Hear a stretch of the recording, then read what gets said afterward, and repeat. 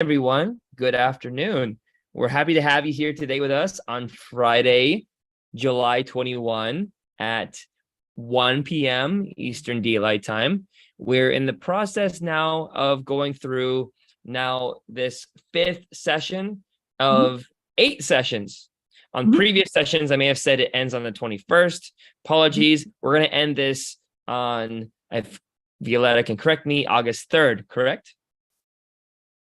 Okay, August 3rd. So for all of you guys who are joining us here today, we welcome you to see not just this session today, but the extension of sessions. We'll have a nice playlist online. You can go through them all. Now, we've discussed the life of the Bab until where we are now. We've gone through from his early days in childhood. We've gone through the declaration, and now we're here after declaration, the Bab in the Masjid Vakil, part 5, the Fatwa. Now, Violetta has been so kind to show us the chronology that she's developed and posted on theutteranceproject.com. This website, theutteranceproject.com, as I've explained in the previous videos, and I'm going to say now, is an irreplaceable resource to find where you don't know anyone who can speak the language. The word that was written, spoken for you to hear it, and not just having it in the original language spoken aloud. You're able to understand what's being said because you have writing in your language, English, to read it. So that is irreplaceable. It's not something you're going to get anywhere. It's amazing, and you should definitely check it out. With that being said, we just want to shout out. That's all Adib, though. That's Adib's. Adib spends hundreds of hours transcribing perfectly the Arabic and Persian into transliteration on top of the English subtitles. So not only can you hear a man speak what Baha'u'llah spoke when he revealed, you can also feel like you understand it because the words on the screen correspond exactly to the words being spoken. And then when the video is done, you can go back and learn how to pronounce it because the transliteration is a pronunciation guide. So you can learn the prayers in the language of God.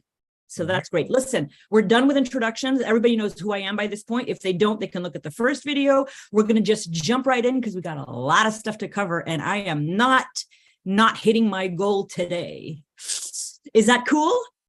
Yeah, sounds good. All right. Shout out Desert Rose Baha'i Institute, Firm Foundation Academy. They say hi, and they're happy to be putting this on. We're happy that they're supporting this, and thank you, Violetta, for joining. All right, awesome. Let's keep going.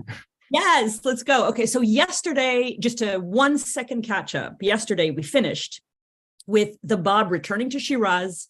He was supposed to be humiliated when he entered Shiraz, but he entered like a king because during the voyage, Haji Mubarak made meals for all the escort that was supposed to bring him in chains, and they became friends and they loved the Bab, and he entered like a king instead of humiliated. And he was brought straight to the governor. He was struck. He had an appointment at the Masjid Vakil, the mosque of Vakil, to recant. And he arrived, and instead of recanting, he proclaimed his faith with a 30-minute sermon. And people were absolutely stunned. And he was going to stay for the prayer. And the leader of the Friday prayer said, I don't think that's a great idea. I think you should go home.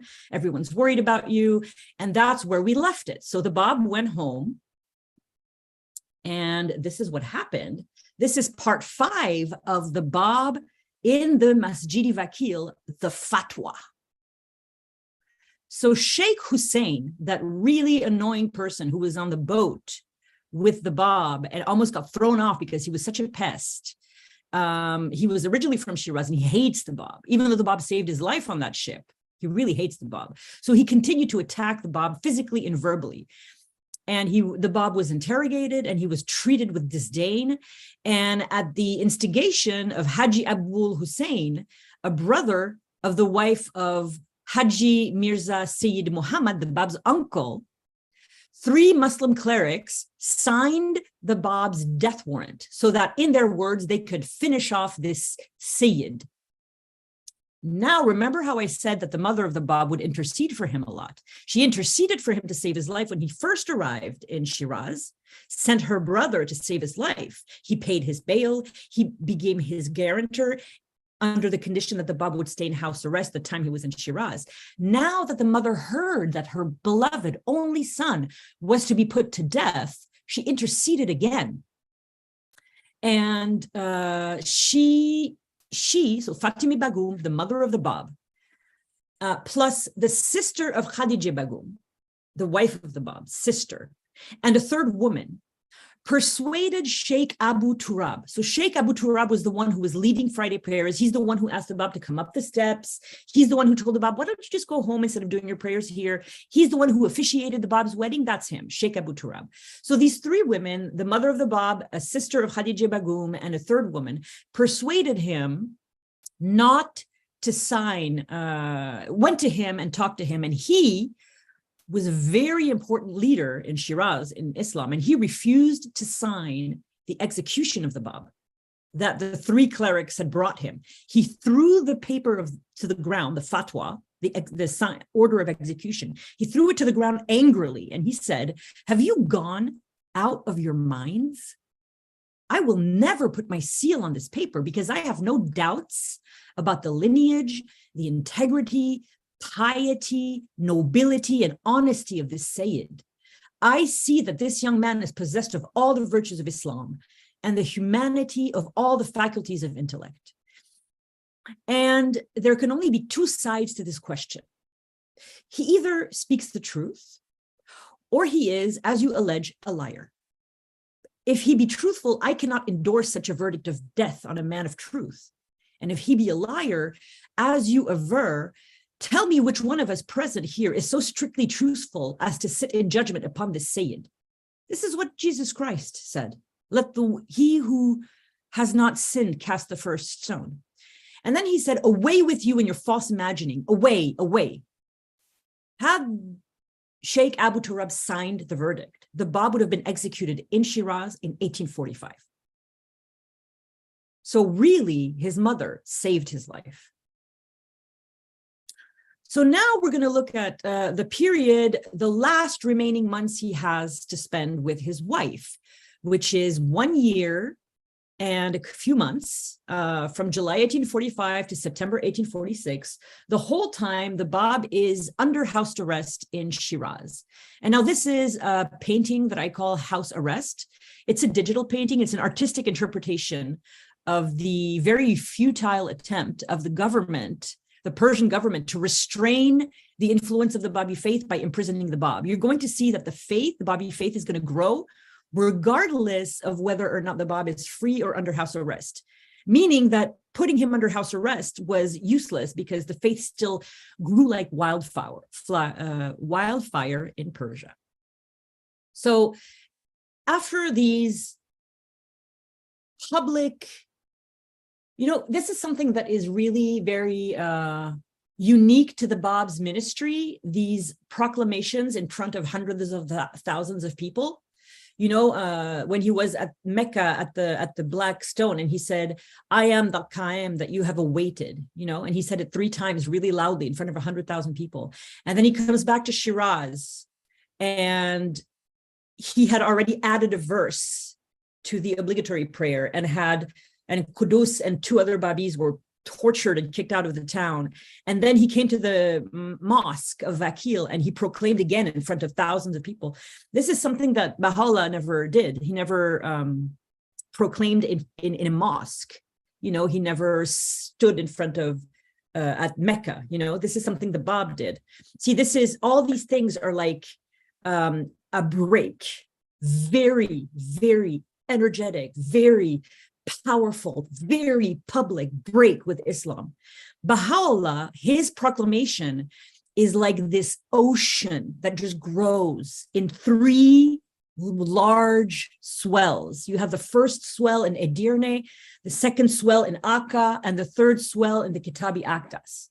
See, and Baha'u'llah wrote to the peoples of the world, the peoples of Christendom, all of the kings and rulers of the world, all the Christian kings and rulers of the world, the people of Constantinople, the people of Khorasan, the people of this, the king of Belgium, all these people.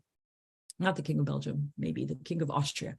But the Bab's proclamation was different. He did write to leaders in Iraq and leaders in Iran, but his proclamation was more these magnificent events, these cinematic events, these events in front of thousands of people. And so when you do something like this in a country that's dying, as we saw in part 4, Persia was on life support. Everything was corrupt. There was chaos in the country. And when the Bab does this, it rocks the entire country because they're Shia. And he's saying, I am the promised one. Shia's entire purpose is the promised one. So the Bab's declaration lights a fire in all of Iran, and the flames are being fanned, excited by the letters of the living that have been dispersed throughout the country by the Bab. You have 18 letters of the living, including Tahirih in Iraq, who are fanning the flames of excitement about this new revelation, and they're teaching and teaching and teaching, some of them. Of course, we saw that others just did not, they just went into the background and disappeared. But more and more people are declaring, and these letters of the living, even though I'm not going to be mentioning it, they keep sending letters to the Bab about the people who have declared. And the Bab organizes them in wahids of 19. And then 19 times 19, 361 believers. And he's just organizing all these lists of humans that are attracted to his cause. And so it's during this time that the Bab is under surveillance in House Arrest in Shiraz that the Babi faith spreads throughout Persia. And the Babi community is born. Starting in 1845, that's when it's born. You're starting to have Babi communities, Babis together. The only time, and this is also, one should mention this, it's the most productive time of the Bab's ministry.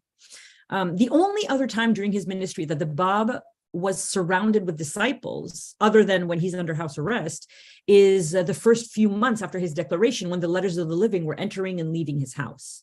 So that's a moment when he was surrounded by Babis in a house where his wife is a Babi, Haji Mubarak is a Babi, his mother is not a Babi.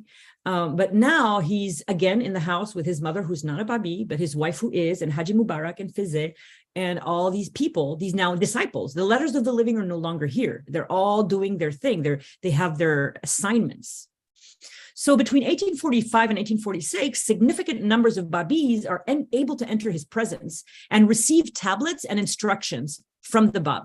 So during this time, this man that we love, that we saw in part 1, who becomes an ardent Babi, Haji Sayyid Javadi Karbilai. He's from Iraq, from Karbila. He has known the Bab since childhood. He becomes one of his ardent disciples during this time. And so the implications of the Babi revelation thrust on the degenerate and inflammable inhabitants of Shiraz is only going to have huge consequences, which are going to be fueled by emotions such as fear, hate, rage, and envy. Let's talk about something a little bit pleasant here. We're going to talk about Nowruz with the Bab's wife and mother, the last holy day that he spends with them. And because this is such an intimate story and an intimate vignette, I chose intimate things to represent it. So on the left here, you have the prayer beads of the Bab. On the top, you have the cap worn by the Bab beneath his green turban. On the bottom here on the left, you have the Bab's signet ring. And on the right, you have the dress worn under the jubi, which was worn by the Bab. These are all relics from the Baha'i World Center. So the Bab celebrated Nowruz 1846 with his wife and mother, and knowing that it would be the last time he would be with both of them in this world, he made the celebration particularly memorable.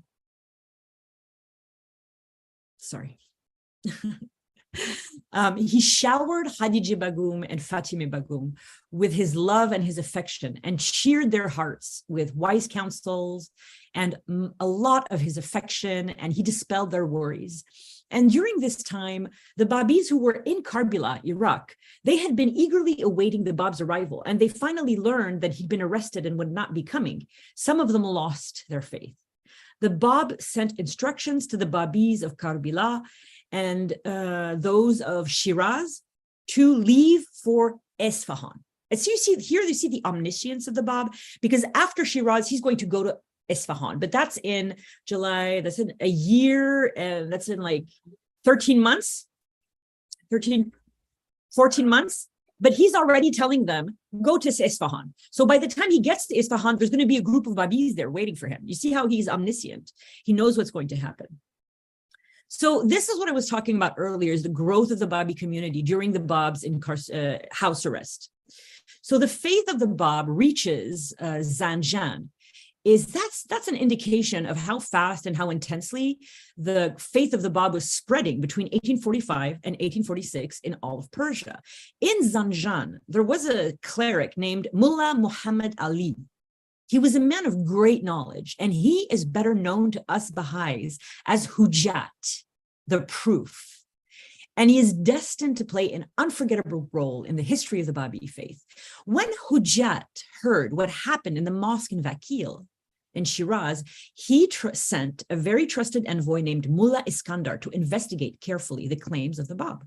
Mullah Iskandar returned to Zanjan with some of the Bab's writings. So he did a good job. And he found all the leader of the clerics assembled. Hujat asked Mullah Iskandar whether he believed the Bab's claim. And Mullah Iskandar made the mistake of answering that whatever Hujat believed, he would also believe. This made Hujat angry. He said, "How dare you consider matters of belief to be dependent upon the approbation or rejection of others?" That is a very important lesson. This is something that the Baha'u'llah is going to make a law, the independent investigation of truth. But Hujat already perceives this. He takes a copy of the Qayyumul Asma that Mullah Iskandar was handling him, read a single page, and fell to his knees and said, "I believe, I bear witness that these words which I have read proceed from the same source as that of the Quran.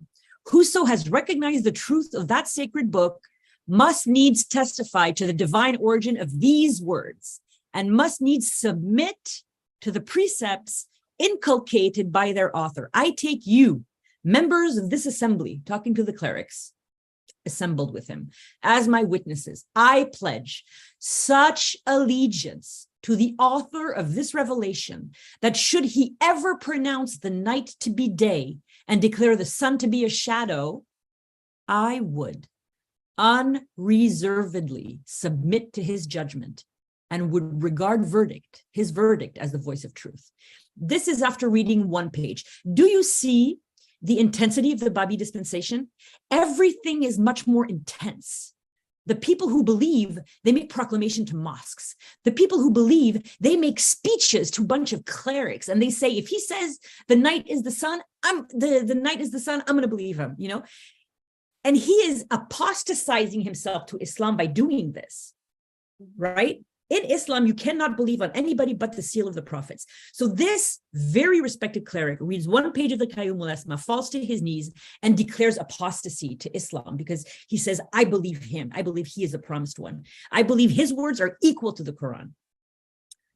Now, Hujat had always been a very passionate, emphatic, and forthright in expressing his views, even when he was a Muslim. And he announced, "The season of spring and wine has arrived." So then, that's not enough. Hujat is not done, people. He climbs to the pulpit of his mosque. He makes his declaration of faith to the Bab, directs the entire congregation to embrace the faith of the Bab, and after that, he writes a letter of declaration to the Bab directly in Shiraz. The rest of the clerics of Zanjan are trying to snuff out this whole thing. It's like there's a fire now in Zanjan. You know, Hujat is very respected. He's very visible. He's just become a Babi. He's announced it basically to the whole city. And now the clerics are trying to rise up and admonish the inhabitants, but they had absolutely no effect. They actually eventually traveled to Tehran to complain about the Bab to Mohammed Shah, the Shah of Iran, and asked the Shah of Iran to summon Hujat to Tehran. So that we're going to let that unfold. And now we're going to look at something very interesting. I'm going to do a short little foray into our countries now. Europe, America. Between November 1st, 1845, and April 4th, 1846, these are the earliest references of the Baha'i faith, of the Babi faith in the Western press. And I have 6 clippings here for you. 1 and 2, and then 3, 4, and 5 are underneath, and 5 and 6. I'm sorry, I only had to share 100 photos, so I had to choose. And these, so what happened is that British merchants sometime in late 1845 reported the news of the Bab's claim to being the Qaim, and then they also mentioned that the beards of Mullah Sadiqi Muqaddas and Qudus were burned because they changed the call to prayer. And the very first article that is published is on the 1st of November, 1845 in the Times of London, on page 5, column 6. And they start and they say this: we have been favored with the following letter dated Bushir, the port, where the Bab worked and where he left to go on pilgrimage, August 10th, 1845.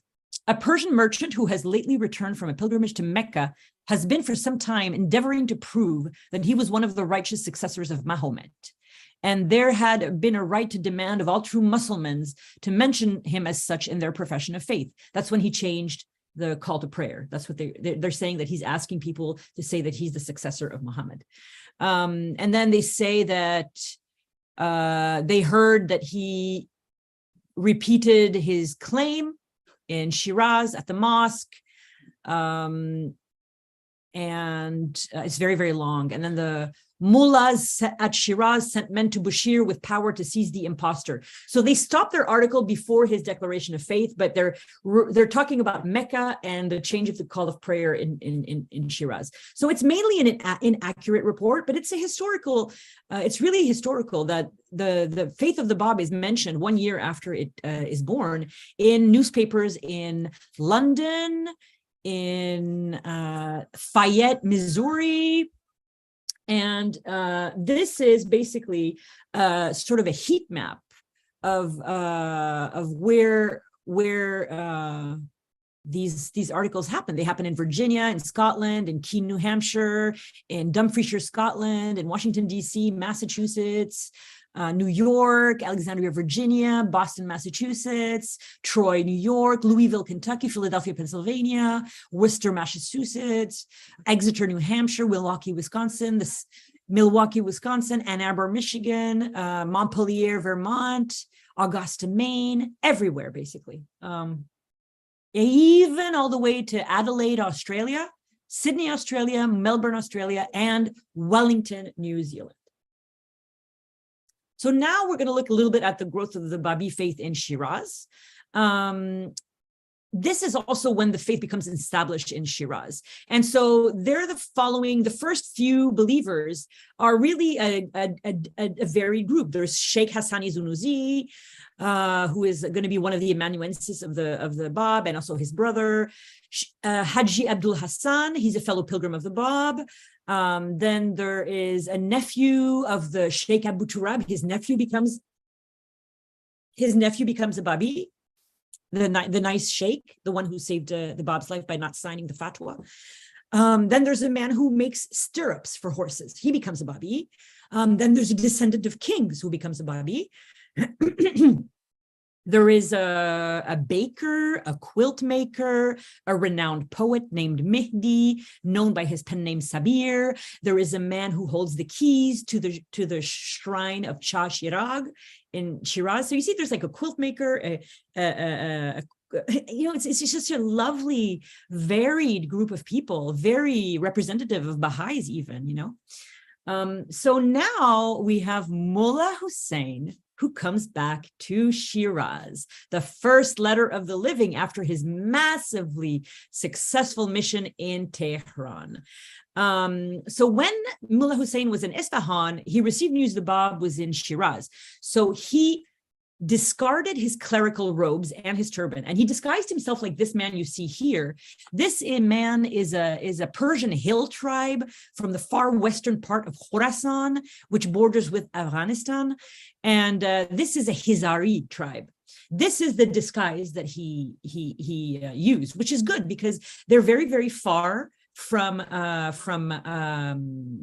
Shiraz. So they wouldn't really pay attention to this hill guy from Afghanistan. They would just let him in the city. They wouldn't think, hey, this guy's a Babi for sure. No. So he arrives in Shiraz and manages to meet the Bab, which is a miracle in itself. And then the Bab tells Mullah Hussein to go to Yazd and then to go to Khorasan. And this is also the time when the Bab asks other Babis to leave Shiraz. He only keees a man named Mullah Abdul Karim as his amanuensis to record the torrent of revelation that is daily flowing from his lips. And at the end of this part, I'm going to give you a little summary of some of the things, the most famous things he revealed during this period. Actually, I lied. I'm going to do that right now. One of the things that the Bab reveals during this time, and it's a torrent of revelation, is something called the Sahifi-i Amal-i-Sani, the epistle on the devotional deeds of the year.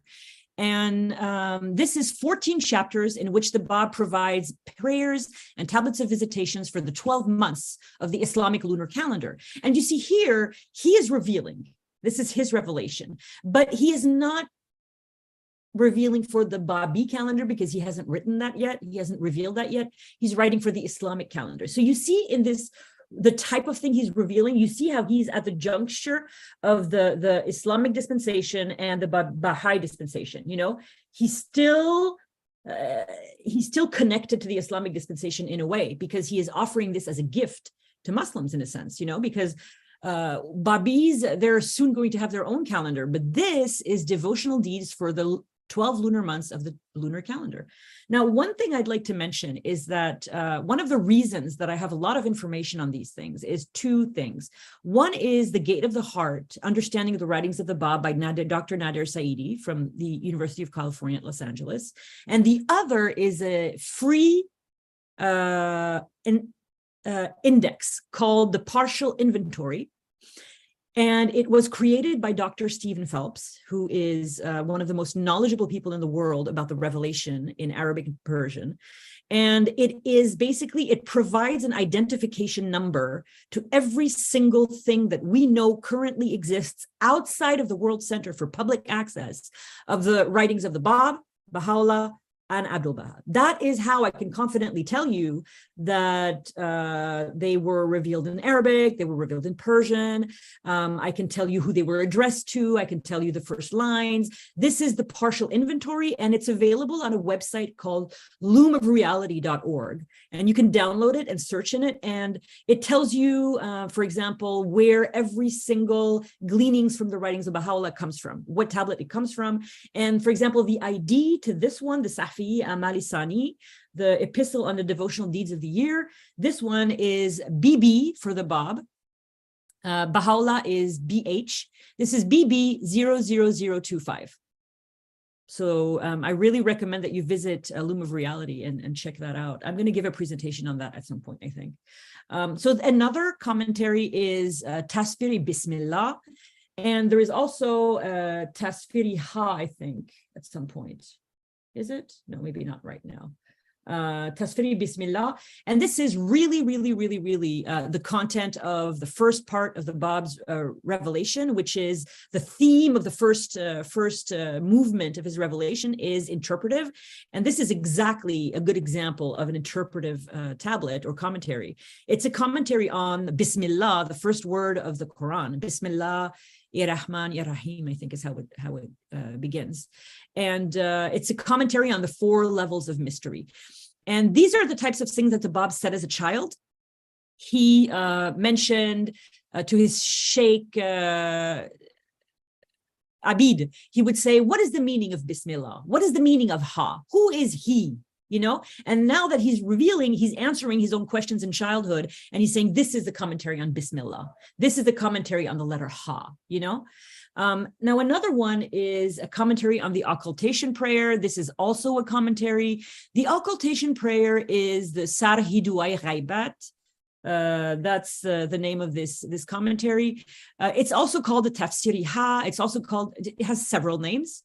It's an interpretation tablet of the sixth Imam Jafari Sadiq, who is significant for us because he was the one in the childhood dream of the Bab who was on a scale with him. This is the second or third commentary he reveals on this sixth Imam. So, yeah. Then there's another one called the Sermon of Remembrance. That's in late January 1846 that the Bab reveals this. It's a long epistle. You remember that book I was telling you? It's kind of like Days of Remembrance. It's that epistle called the Epistle of Reza, Safi al-Razaviye. And then this sermon is number one in that group of sermons. And it's very significant because it's one of the two listings that the Bab made of his own revelation. So now is very, very exciting. We are entering another stage in the life of the Bab and then the life of his revelation, because we have now entered the second stage of revelation. It's the philosophical stage. And we're going to see very exciting things happen in this stage. So two simultaneous processes begin occurring in January 1846. One is the Bab puts an end to his withdrawal from his followers. He begins to willingly answer questions that they ask him and they send him. And it also, second event is that it marks the beginning of the second stage of the Bab's revelation. From January 1846 to April 1847, it is the philosophical stage. And friends, it is the first time that Persian becomes the language of God, because the Bab begins to reveal in Persian. And this is not something he did with the first stage. The first interpretive stage, which contains other kinds of commentaries as well, was entirely 100% in Arabic, the language of the Quran, because it was interpreting the Quran. Now we have the philosophical stage, and he is starting to use Persian, the language of his country. So this is immensely, immensely significant.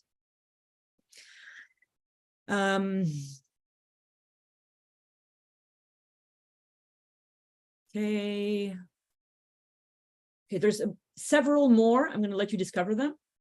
And now we're going to do something really significant, is the Bab's 3 interviews with Wahid between the 27th of April and the 27th of May, 1846. Muhammad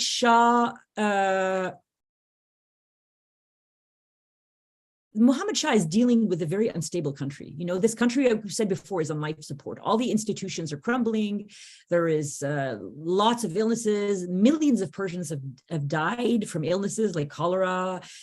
There's epidemic after epidemics. On top of that, they have earthquakes and there's so they have so much rocking their country, and now the fire of the Babi faith is really burning like a wildfire, burning through the country of Iran. And the people of Shiraz are just wild with excitement. I mean, there's the manic energy in the city, and the fever of the Babi passion is spreading to different levels of the clerical class, the merchant class, and the higher circles of society. You know, it's not just quilt makers and key makers and stirrup makers. It's also, people really high up who are becoming really in love, and very famous clerics like Hujat and these kinds of people. The nephew of the leader of Friday prayers in Shiraz. I mean, this is beginning to be very worrisome. And Muhammad Shah, the Shah of Iran, reads the report of what happened at the Mosque of Vakil, and he can't ignore it anymore. So he sends his most trusted envoy, and really, he becomes known as Wahid to us. But listen to, I want to give you an idea of who he is. Wahid used to be called Sayyid Yahya Idarabi from Darab, and he was the son of a greatly revered Sayyid Jafari Kashfi, who had been one of the Bab's fellow pilgrims. He had not become a Babi. Wahid was a very, very, very respected cleric. It is difficult to underestimate how respected he was. He was he is, with Tahirih, Wahid is probably they are the two brightest minds in all of Iran. Between Wahid and Tahirih, they have memorized thousands. I think Wahid memorized 30,000 hadiths, 30,000 traditions by heart he knew.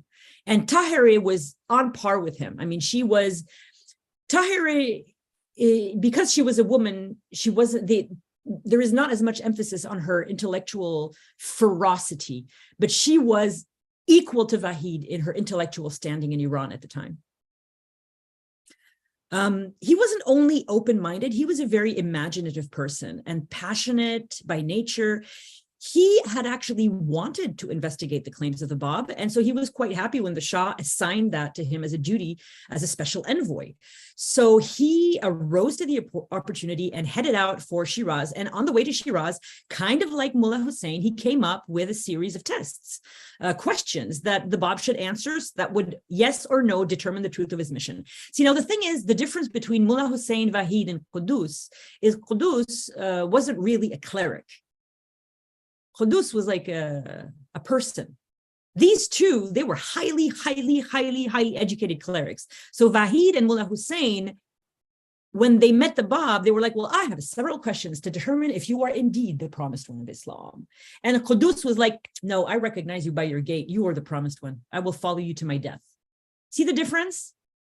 I am not in any way belittling Vahid and Hujjat. I'm saying that they themselves understood in their interviews with the Bab that their erudition, their knowledge, their learning, their 30,000 hadiths that they knew by heart was a veil. When they came in front of the Bab, they realized learning is useless.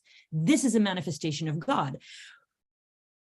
Qudus, because he did not have that clerical background, that was a veil he did not have. No knowledge, he had no test for the Bab to pass. Do you see what I mean? So anyway, Vahid arrived in Shiraz sometime between the end of April and the end of May 1847. He was a guest of the governor. So he was staying with Hussein Khan.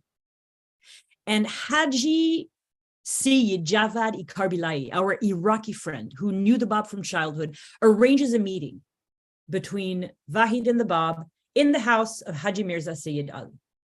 So part two, that was part one of Vahid.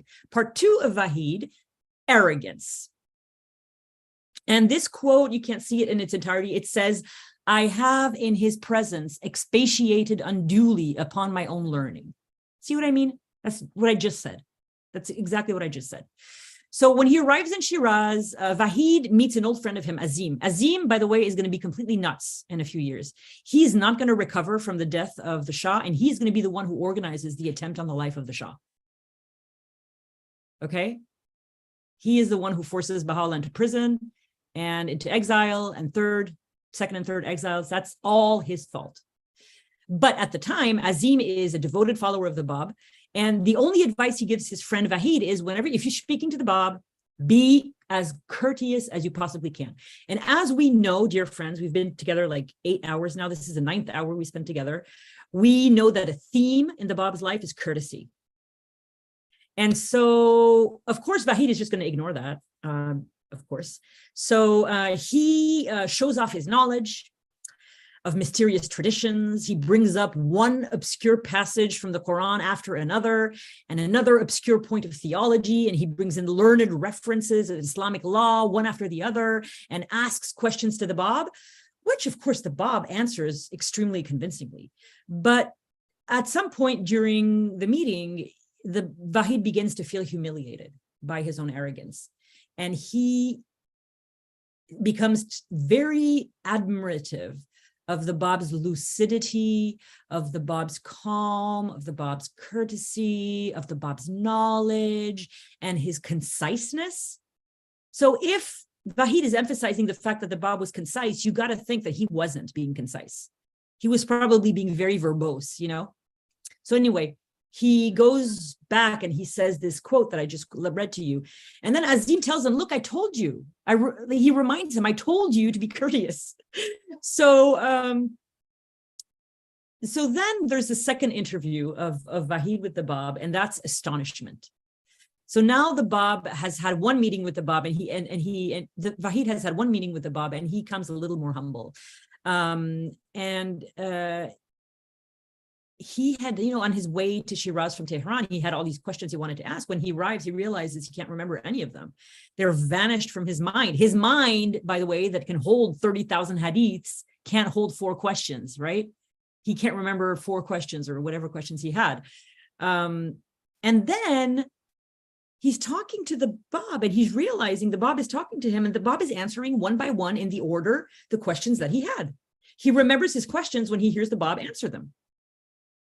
So when he looks back to his second interview later, speaking to Nabil years later, probably, Vahid says, I seem to have fallen asleep.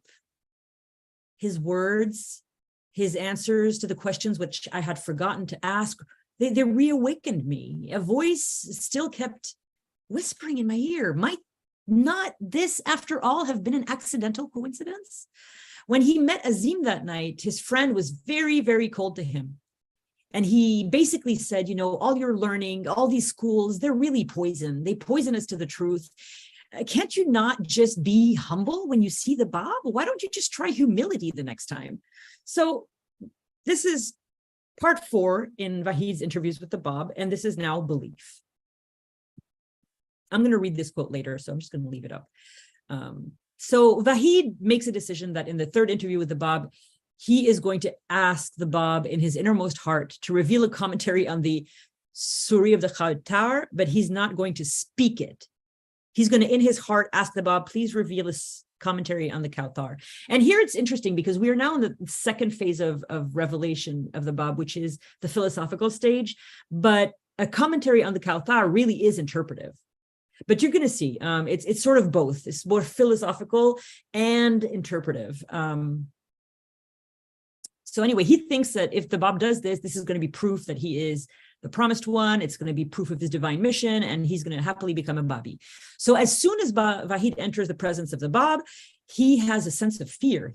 Remember when Khadija Begum entered the top chamber and her arms and her legs were shaking and she couldn't move? This is the same thing happens to Vahid. His arms and his legs are shaking. He's seized with awe and terror. He can't stand up. And the Bab, witnessing his sad state, goes over to him, takes hold of his hand, seats him beside him, and then speaks. Seek from me whatever is your heart's desire. I will readily reveal it to you. Vahid is speechless. And he finds like he's like a newborn baby. He finds he can't talk, can't speak. So the Bab smiles and gazes at him and says, were I to reveal for you the commentary on the Suri of Kawthar, would you acknowledge that my words are born of the Spirit of God? Would you recognize that my utterance can in no wise be associated with sorcery or magic? Vahid is so overwhelmed. He does something the Bab often does and replies with a single verse from the Quran. He says, "O our Lord, with ourselves have we dealt unjustly.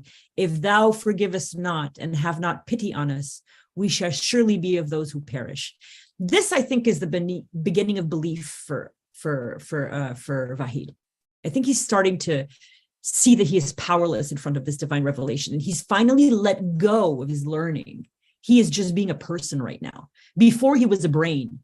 The first 2 interviews, he was just Vahid the brain, and now he's Vahid the soul, And so it's still early afternoon at this point, and the Bab asks Vahid to fetch him his pen case and paper, and he begins revealing the commentary on the Suri of Kawthar with astounding, lightning fast speed. Vahid is utterly bewildered by the speed of his writing, but at the same time by the soft and gentle murmur of his voice, majesty of his style, and the Bab keeps on revealing for hours and hours into the night, after which he takes the entire commentary and he chants it in a sublime, matchless voice with unbearable sweetness in front of Vahid, who is so entranced that the Bab actually at one point during the night has to sprinkle rose water on his face to revive him. So now this is the Tafsir Suri Kawthar. This is the commentary on the Suri of Abundance. This is what the Bab revealed to Vahid. And this is a partial inventory ID number BB0007. This is one of the shortest surahs of the Quran, the Surah of Abundance, it only has 3 verses. And these are the 3 verses. We verily have conferred upon thee the Kawthar fountain of abundance. Therefore pray unto thy Lord the sacrifice. Verily it is thine enemy who will be without posterity. So in his commentary, the Bab addresses the Prophet Muhammad. So this is kind of different from the commentaries that the Bab revealed in the first stage, the interpretive stage. In the interpretive stage, it is the divine voice revealing, but now it's the Bab as a manifestation of God addressing his ancestor, the manifestation of God, Muhammad, and defending his everlasting legacy against the taunts of his enemies. Because his enemies had claimed that Muhammad would be left without posterity because one of his sons had died in infancy. So see, this commentary is really made for Muslims who really know the history of Islam and the history and the biography of Muhammad, and they know the Quran by heart. These are these references that will be foreign to us from different backgrounds. This is a very long commentary, and it interprets the various levels of meanings of this very short surah. And the symbolism of water. So the symbolism of water is huge in this commentary. The Bab talks about the 4 rivers and springs of paradise mentioned in the Quran, who are filled with crystal water, fresh milk, pure honey, and delicious red wine. So it's very, very, very mystical. There is a very long write-up on this on the website. I will let you go there. We have to finish up with the Vahid so that we can travel to Isfahan together. So part 5 is certitude. After the Bab finishes his recitation, the Bab leaves Vahid, who is possibly extremely stunned with what he has just. The experience of Vahid, although Vahid is not a letter of the living because he didn't declare in the first 40 days and wasn't one of the 18 disciples who independently arose and found the Bab. He was sent to investigate him. So he's not a letter of the living. But the way that he arrived to his faith is similar to the way that Mullah Ali Ibastami arrived to his faith, similar to the way Mullah Hussein arrived to his faith. Really, the only 2 that didn't arrive to their faith by being proved by the Bab that he could reveal these commentaries and being in front of him while he revealed, the only 2 really are Tahir and Qudus. Qudus recognized him by his gait, and Tahir recognized him in a dream. They didn't need to watch him reveal to say, oh no, you are the promised one. So what Vahid would later say to Nabil is, such was the state of certitude to which I had attained, that if all the powers on the earth were to be leagued against me, they would be powerless to shake my confidence in the greatness of his cause. The Bab's conquest of Vahid was total, utter, and complete. When Vahid returned to the governor's home, Hussein Khan was curious to know if he had fallen victim to the Bab's magic. And Vahid silenced him and said, no one but God, who alone can change the hearts of men, is capable to captivate the heart of Sayyid Yahya. Whoso can ensnare his heart is of God, and his word is unquestionably the word of truth. So Vahid is recreated, he is enkindled, and he is a different person. Hussein Khan, the governor of Shiraz, could say nothing, but he wrote to Muhammad Shah and denounced Vahid. And the Bab was reported to have said, when he heard of Vahid's conversion, we have lately been informed that Sayyid Yahya Idarabi has become a Babi. If this is true, it behooves us to cease belittling the cause of that Sayyid. So now, with the conversion of Vahid, who the Shah respected immensely, was the top mind of Persia, the top theological mind of Persia, now that he's a Babi, the Shah is now paying attention.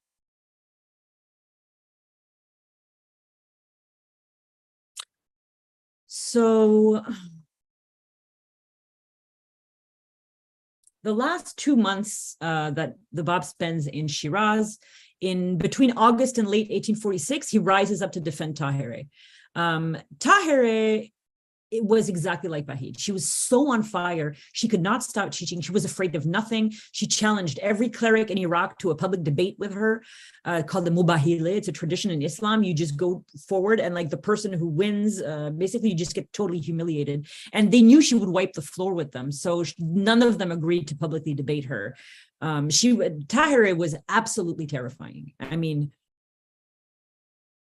she was just such a force of nature with a mind made of cast iron. I mean, she was just I am serious. No one could debate her. She was the best debater in Persia. I am convinced of that. But she had a tremendous amount of opposition in Karbala, where she was. And so she was also under house arrest in Baghdad.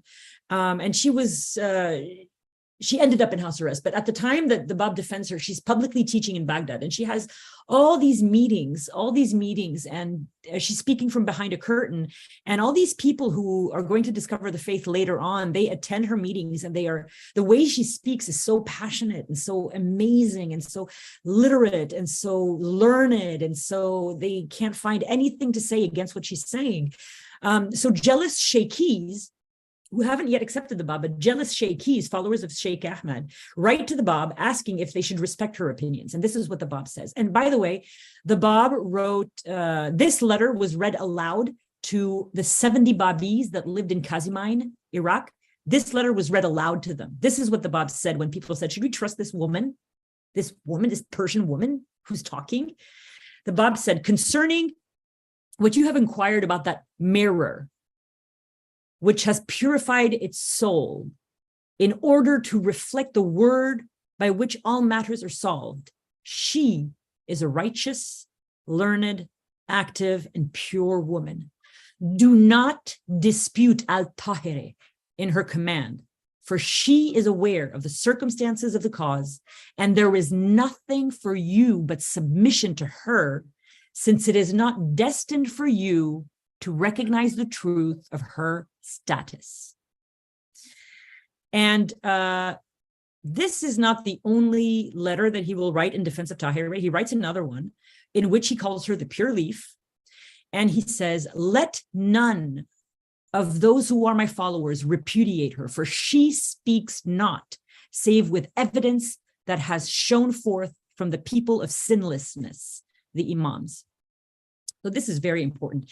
And did you know that the Bab gave her a title? He gave her a title called Siddiqi, means the truth. And despite her constant offers of conciliation and cooperations, her enemies within the faith and the sheikhis never let up and kept on criticizing and bad-mouthing her, regardless of how many letters the Bab wrote.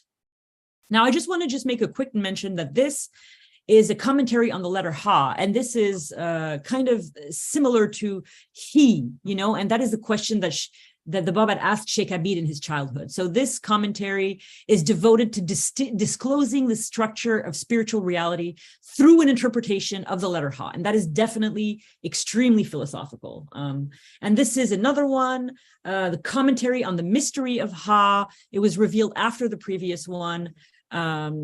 It's the completion of the Tasfiri Ha. Now, the Bab is preparing to leave because he knows he is going to be asked to go to Isfahan, so he's preparing to leave. And so what he does is he prepares his mother and his wife. The Bab had written to his followers in Karbala and told them that they should proceed to Isfahan. And so people were in Isfahan already. And the summer before he's going to leave in September, but like sometime in the summer before, he bequeaths, like, listen, this is really important because, for example, I live in Africa.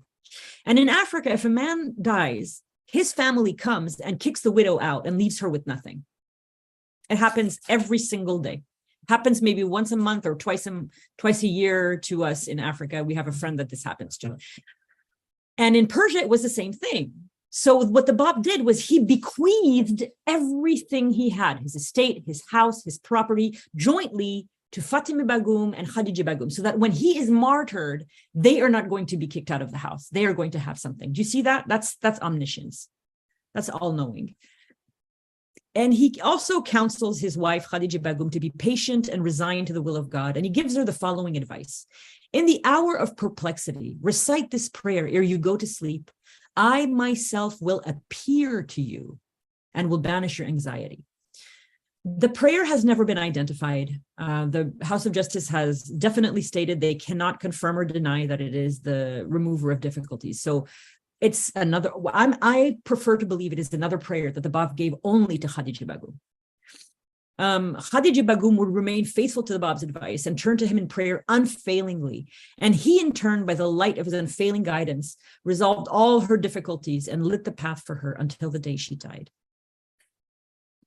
So on the 23rd of September, 1846, the Hussein Khan, the governor of Shiraz, realizes that a very large number of Babis are gathering in Haji Mirza Sayyid Ali's house. So he orders the chief constable of Shiraz, Abdul Hamid Khan, to arrest everyone he finds there. Hussein Khan had received secret instructions from the prime minister, Haji Mirza Aqazi, to execute the Bab. And he intended to carry out those orders on the 23rd of September, 1846. So if you're keeping track, this is the second time that the Bab is supposed to be executed. So that same night, around midnight, an epidemic of cholera starts raging through Shiraz, killing probably hundreds and thousands of people. The coffins are carried through the streets, and the inhabitants of Shiraz are so terrified by the devastation of that epidemic that they flee, confused and screaming in pain and grief for the dead. And 3 of the governor's servants already die from the epidemic. And so to save himself, Hussein Khan flees Shiraz. So now the city is without a governor, and hundreds of people are dying of cholera. Coffins are lining the street.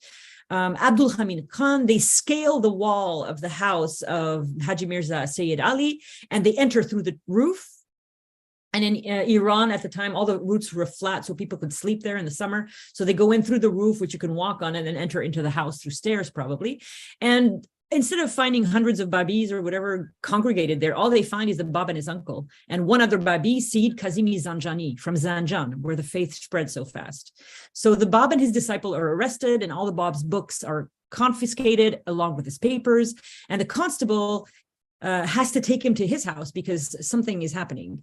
When they get to the constable's house, the constable discovers that his 2 sons are ill with cholera and are dying. And he begs the Bab to heal them. It was at this point already time for morning prayer. So the whole night had gone. They entered the house through midnight and took about like 5 hours. And now it's like 5 a.m. It's dawn. And the muezzin is going to say the prayer, the morning prayer. And the Bab gives Abdul Hamid Khan some water that he used for his own ablutions for the prayers. The Bab doesn't miss saying his prayer, even in the midst of this cholera, and they're trying to execute him and they just arrested him. He's not missing his obligatory prayer. So he gives Abdul Hamid Khan some of the water that he used and says to have his sons drink it. Now, there's a disagreement with historians if there was 1 son or 2 sons, and if there was water that he gave them or pomegranate, but really, the idea is the same. The Bab saves the constable's son, and the constable is so happy that he begs Hussein Khan to show mercy to the Bab, and Hussein Khan agrees, but says the Bab has to leave Shiraz tonight or today, never to return again. So because they were already in the constable's house where he had just saved his son, the Bab could not go home and say goodbye to Fatimeh Begum and Khadija Begum, his wife and mother.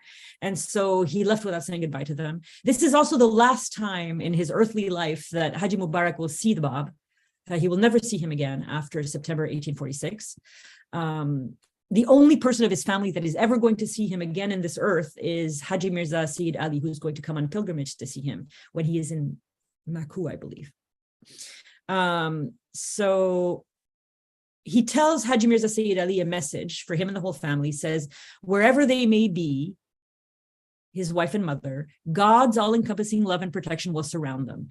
I will again meet you amid the mountains of Azerbaijan, from whence I will send you forth to obtain the crown of martyrdom, because his uncle is going to be killed. He is going to be among the 7 martyrs of Tehran, publicly executed. So he's already telling his uncle, you're going to be a martyr. I myself will follow you together with one of my loyal disciples and will join you in the realm of eternity. So my mother and wife are going to be fine. God will protect them forever. You will see me again in Azerbaijan. And after you leave me, you will be martyred. And then I will be martyred with Anis, and we will all see each other again.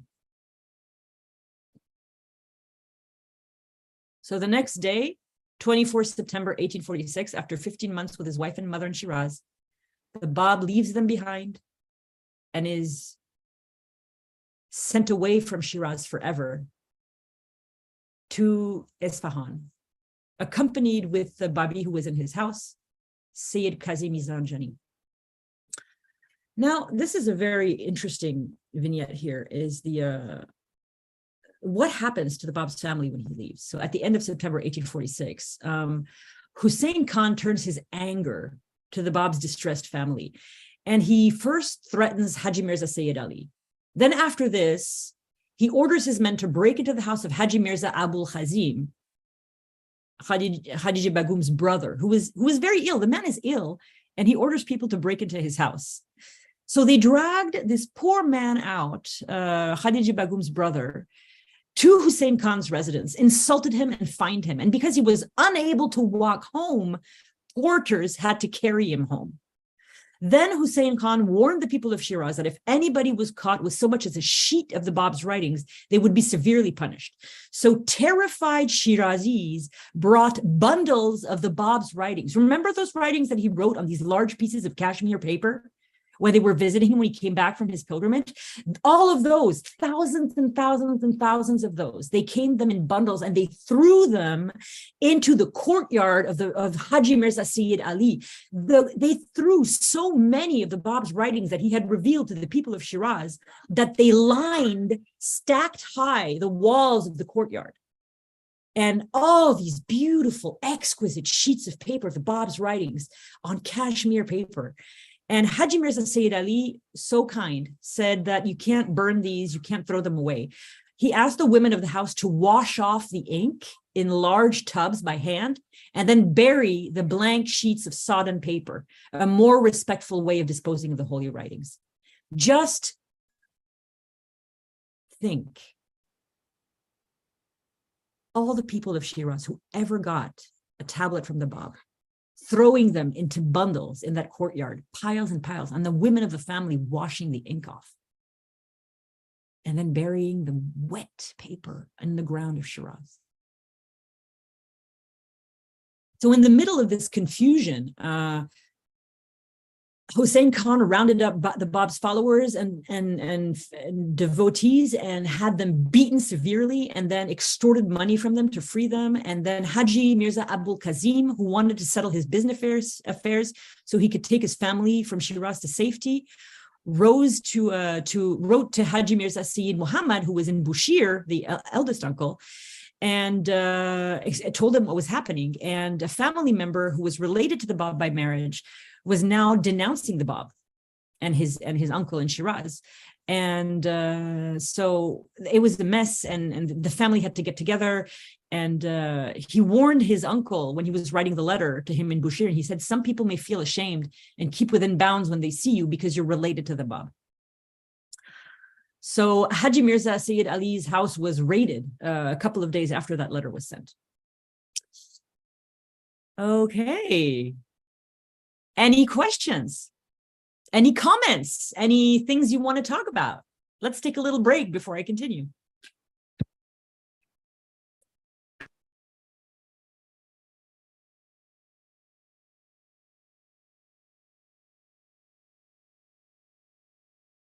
Nothing?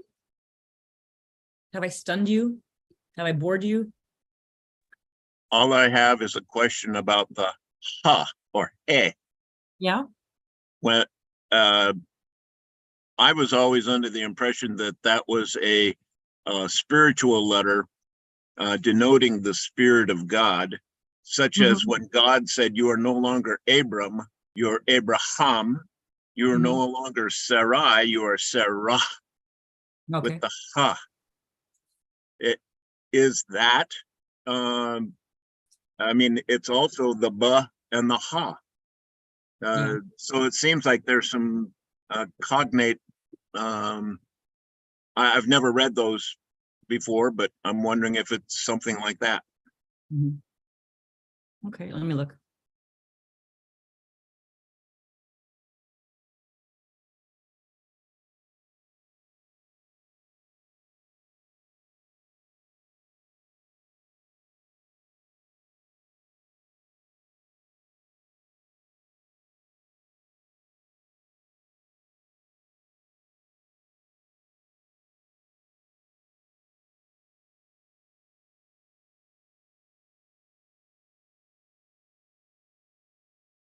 Sorry, it's taking me a while to find it. I'd close that window. Okay, the letter Ha, there are 7 stages of divine creation, which are identical with the 7 stages of the hierarchy of spiritual stations, all diverse reflections of the reality of the Bab. This complex summary identifies the letter Ha with the word Bab. The Bab's argumentation is that the word Bab is the lightest word, a reference to the good word of the Quran, and relates the word of divine revelation, representing the inner and outer truths of divine unity, divinity, and servitude, represented by its simple structure of an upright aleph in between 2 bas. The Bab expounds on this commentary in the following passage of the commentary on the letter Ha. Verily, the letter Ha is the essence of all the letters, and the utmost remembrance of the servitude of the best beloved. In the realm of the letters, verily it referreth to the letter of the crimson elixir, which purifieth all the worlds, tokens, signs, and illusions.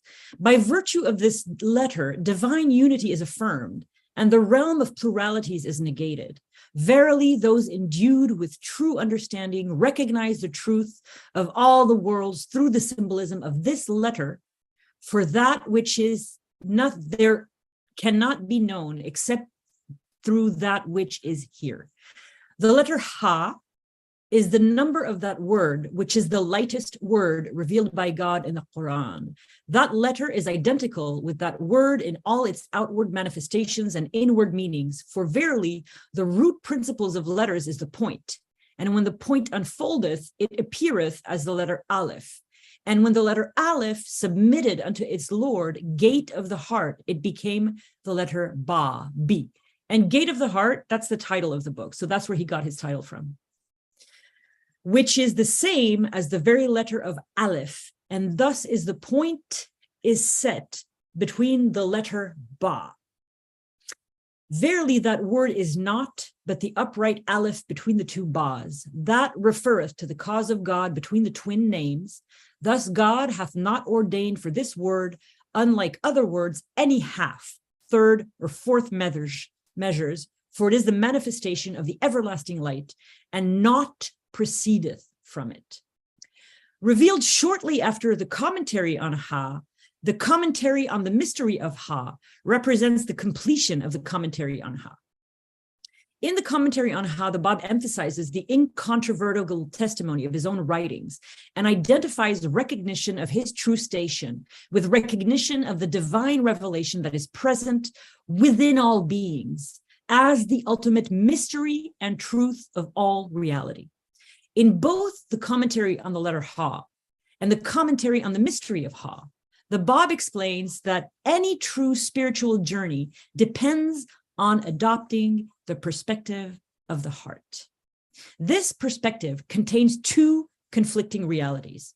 On the one hand, every created thing reflects the primal point of God, of the will of God, but on the other, the primal will of God is only reflected in every created thing according to its limited station. In essence, the truth that the human mind can access and understand is only a faint shadow of the truth that the manifestation of God perceives. In this sense, the revealed word of God, the gospel, Quran, and the Bab's holy writings are the gate of true understanding.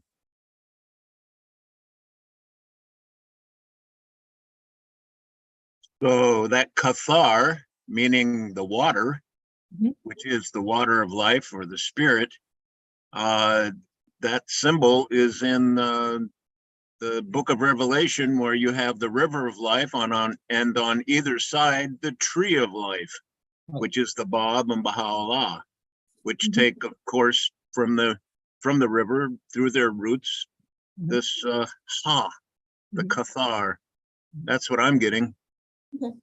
So listen, all of this I had skipped when I was reading.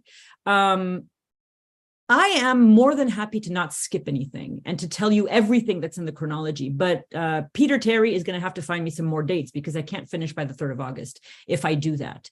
Because I really went deep, you know. I'm a very curious person and I had a lot of questions and I answered all the questions I had. So when you ask questions, more than likely, most of the answers are already in here. Like, you know, Peter asked about Ha, and then I gave up and I said what I had, which was a lot. There was a lot of information on Ha. So just tell me what you want me to do from now on. Read everything or skip as I've been doing? Skip as you're doing. You just asked for questions and I threw a couple out there. Okay. Bye.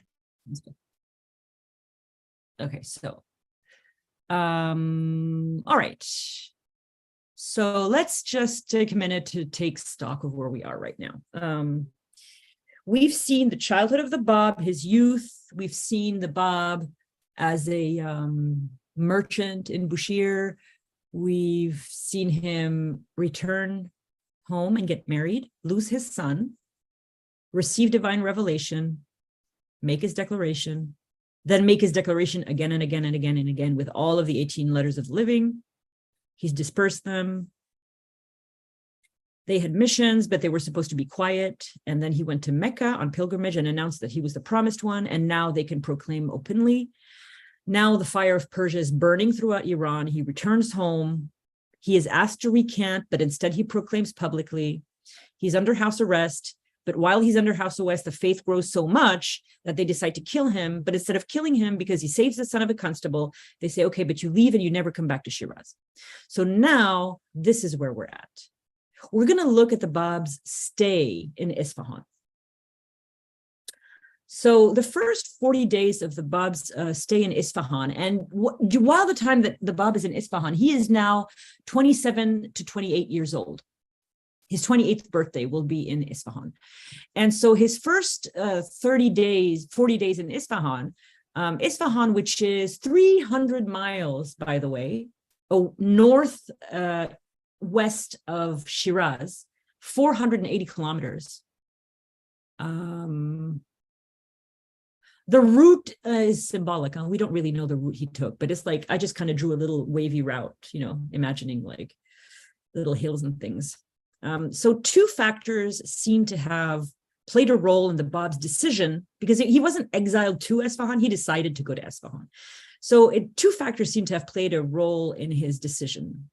On the one hand, he'd been telling the Babis of Karbala and Shiraz to travel to Isfahan for months. So now Isfahan has a sizable Babi population.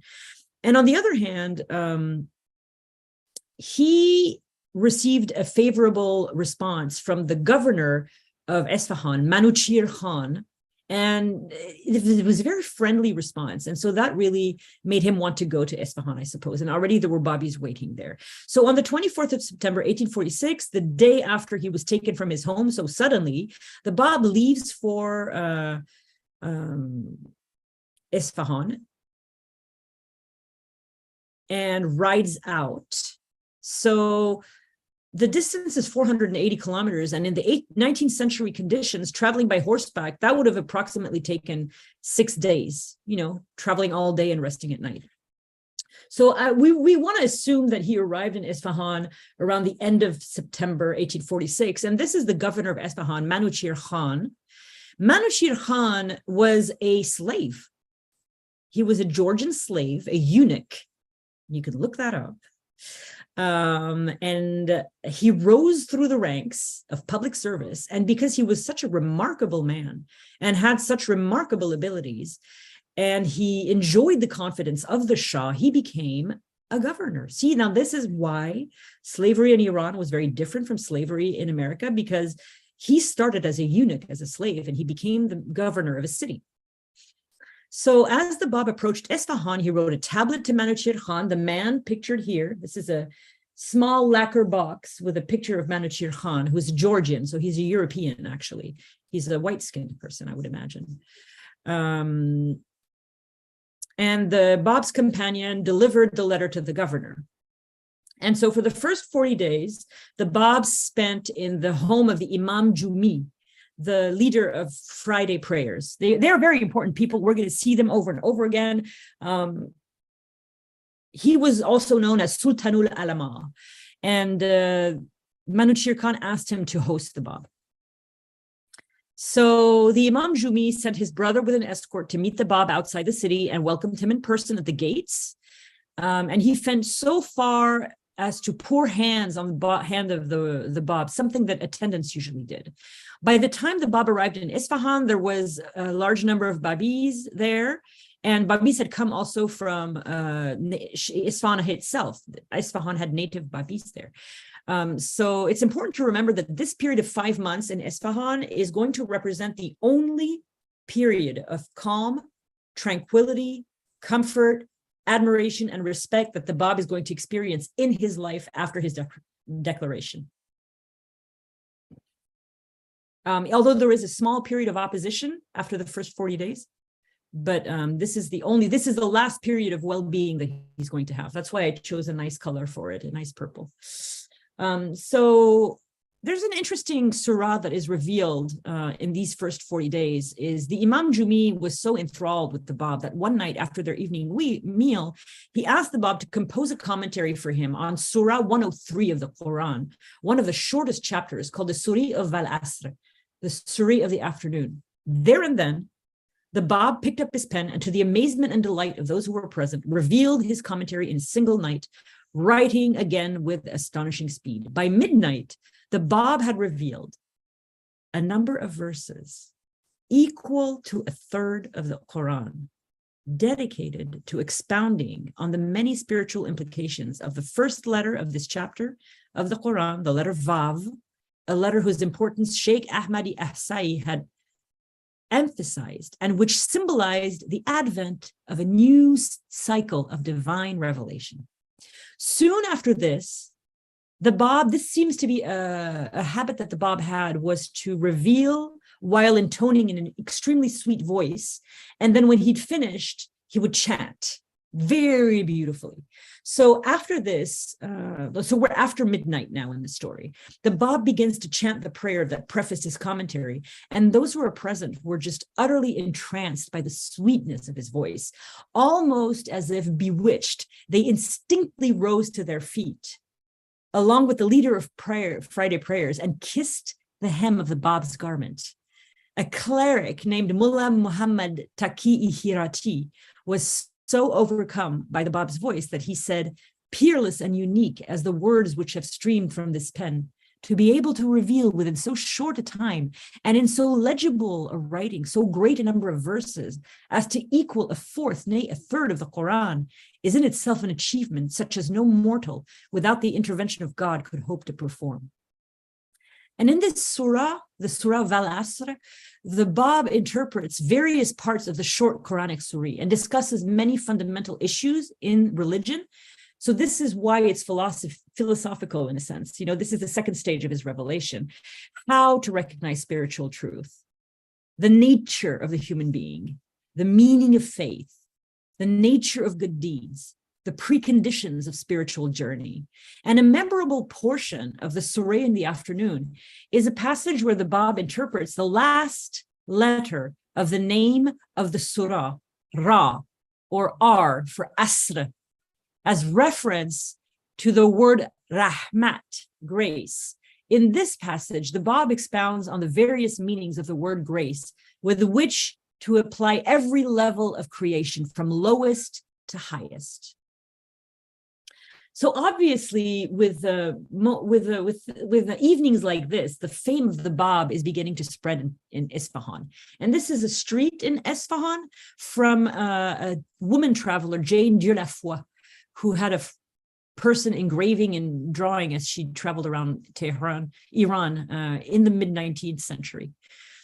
So the fame of the Bab began to spread very quickly among the population of Isfahan, and it soon turned into real reverence, with the inhabitants seeming to value any object which the Bab had touched. On one occasion, people even stole water that he had used for his ablutions, and his most fervent admirers believed that that water could cure any illness. People of all ranks and social classes began to flock to the Imam Jumi's home, and even the governor, Manuchir Khan, called on the Bab there, an extremely significant fact. Manuchir Khan was the governor of one of the most important provinces of Persia, accountable to the Shah himself. You know, this former slave, accountable to the Shah himself for the entire province. And he called on a relatively young and unknown Sayyid, something that is only explainable by the effect that the Bab had on people.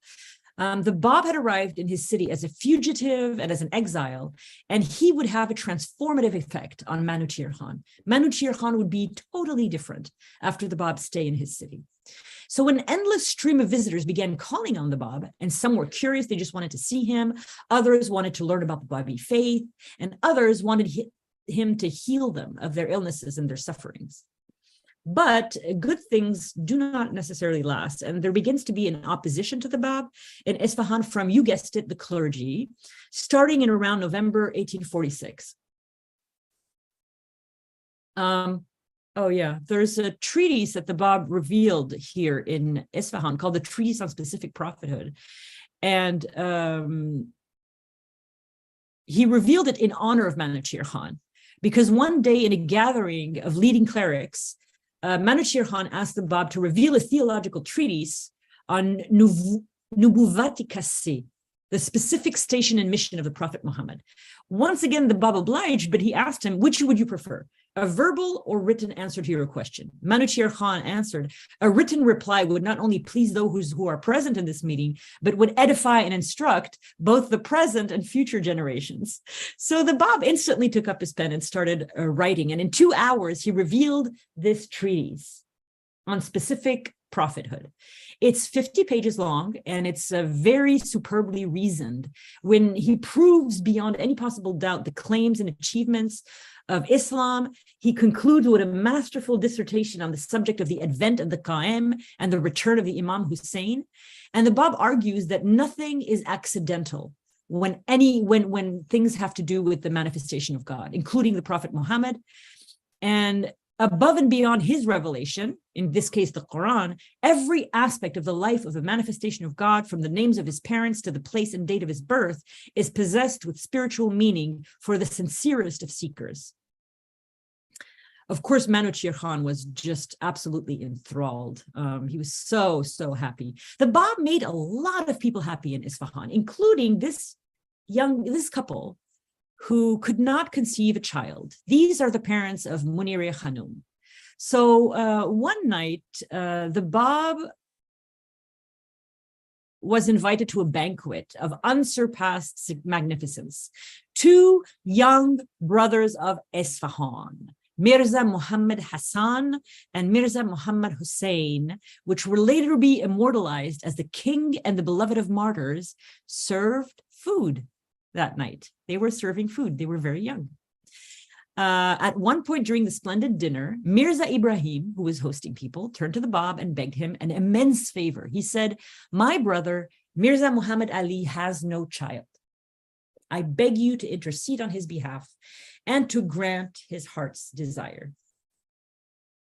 The Bab took a portion of the food from his plate and handed it to Mirza Ibrahim and told him, take it to your brother and his wife. Let them both partake of this. Their wish will be fulfilled. 9 months later, Munir Khanum was born, and her name was Fatime. Remember, Fatime comes up a lot. She would marry Abdul Baha, and their grandchild would be Shori Effendi. So after 40 days, there is opposition in Isfahan. It's inevitable because the Bab was so radiant, he was so perfect in his character, in his superhuman knowledge, in his intellectual brilliance, his theological superiority. Even though he had absolutely no academic training whatsoever, everybody who was a mullah or an ulama or a cleric or a whatever sheikh, they were so jealous and so envious, and they began to oppose him. One of them, Agha Muhammad Mihdi, denounced, insulted, and disparaged the Bab from his pulpit. And Haji Mirza Akhazi started hearing glowing reports of the Bab's stay in Isfahan, and he hated the Babi dispensation and the Baha'is. He was the arch enemy, I think, of the Babi dispensation. There's another term. The Antichrist of the Babi revelation. I think that's him, the prime minister. Nemesis? No, it's Antichrist. Shoghi Effendi, he said that they're an arch enemy and an antichrist to the Babi revelation and the Baha'i revelation. And I think that Haji Mirza Akazi was the arch enemy, maybe, because the arch breaker of the covenant. Anyway, I will remember. So after 40 days, the Manachir Khan tried to calm the ulamas, but they wouldn't calm down. They asked the Bab obscure questions. They asked them to elucidate philosophical concepts. They had another exchange of question and answers that lasted for hours and ended fruitlessly. They could never be convinced. And in the end, they just ordered 7. These are actually photograph of a group of 19th century Persian ulamas. So this is the kind of people that declared a fatwa against 70 fatwas, 70 fatwas against the Bab in Isfahan. So they were all calling for the Bab's execution. So if you're keeping track, this is now the third time that they want to execute the Bab. The first one in July 1845, the second one in the 23rd of September 1846, and the third one in November 1846.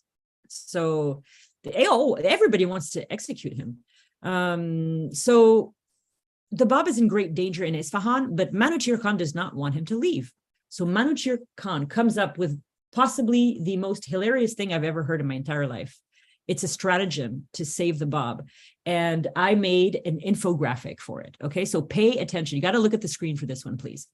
Okay, so Manuchir Khan is like, okay, I have a great idea.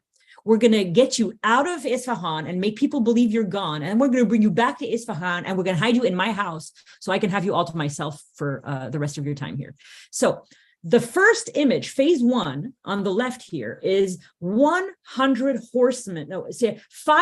horsemen leave Isfahan with the Bab in public view, okay? And they're going to Ardistan, which is northeast of Isfahan.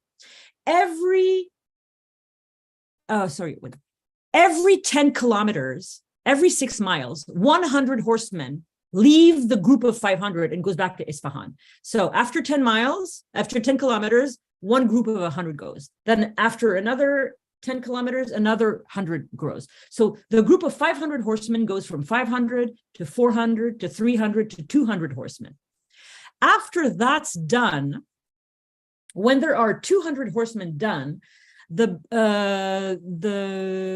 Manuchir Khan says 20 at a time. After there are only 100 horsemen left, Manuchir Khan says, at 20 at a time, return to Isfahan on your way to Ardistan. So 100 are left, 80 are left, 60 are left, 40 are left, and 20 are left.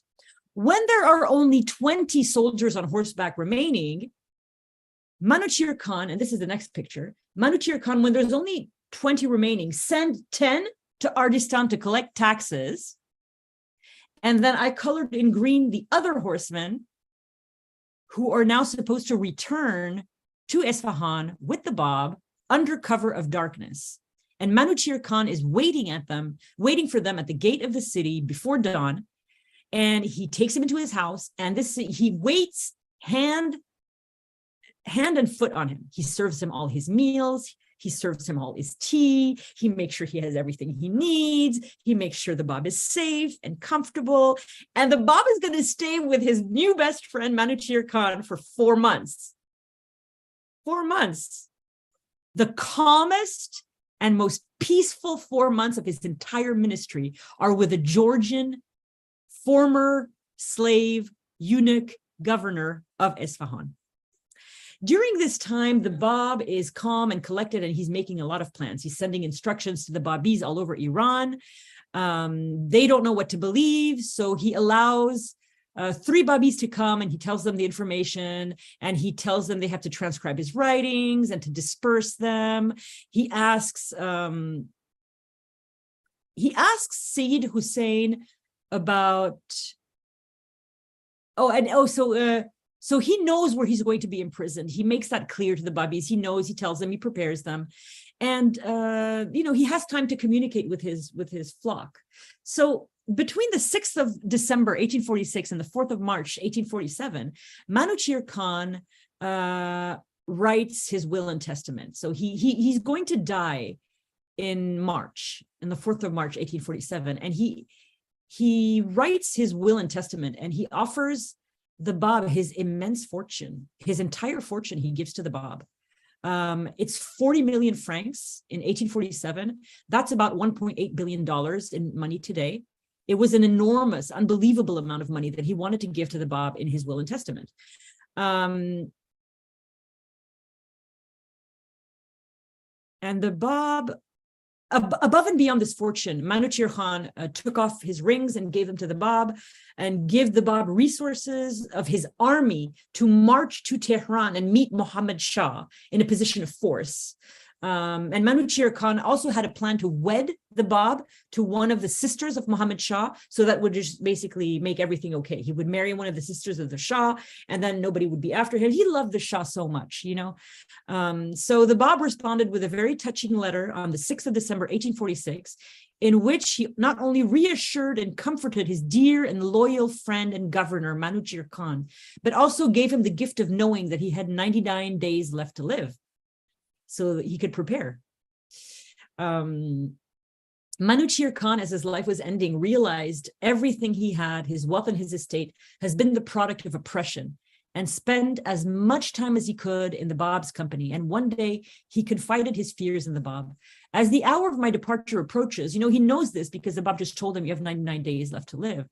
As the hour of my departure approaches, I feel an undefinable joy pervading my soul, but I am apprehensive for you. I tremble at the thought of being compelled to leave you to the mercy of so ruthless a successor as Gurgin Khan. His successor is really a piece of work, and an unpleasant one at that. He will no doubt discover your presence in this home, and I fear he will grievously ill-treat you. So, he loved the Bab so much. He gave him $1 billion. He gave him his army. He wanted to marry him to the sister of the Shah. He gave him his rings. He waited on him. He served his food, served his tea, spent as much time as he could to him. He tried to make him his successor in his will and testament. And he's now worried about dying and leaving the Bab with this really mean governor. This is a really true friend. And beyond all of that, guys, he managed to have the Bab stay at his house for 4 months undetected. That's maybe the biggest thing that he did. So the Bab accepted Manuchir Khan's repentance and his wealth, and returned his riches to him to use as he saw fit until his death. And he alleviated his faithful friend's fears by saying, fear not, I have committed myself to the hands of God. My trust, and this is something the Bab will say over and over and over and over again. I have committed myself to the hands of God. My trust is in him. Such is the power with which he has bestowed upon me that if it be my wish, I can convert these very stones into gems of inestimable value.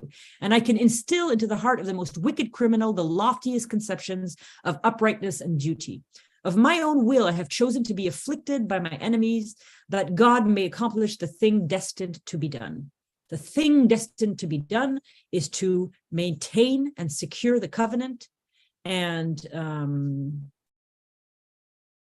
make sure everything arrives to Baha'u'llah safe and unsullied and perfect. Manuchir Khan died on March 4th, 1847.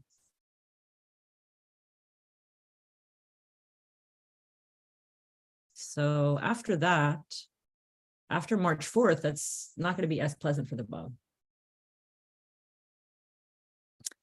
The journey towards Tehran. So his protector dies, and 4 months of peace and quiet and calm and pleasantness and giving instructions to Babis all over Persia end.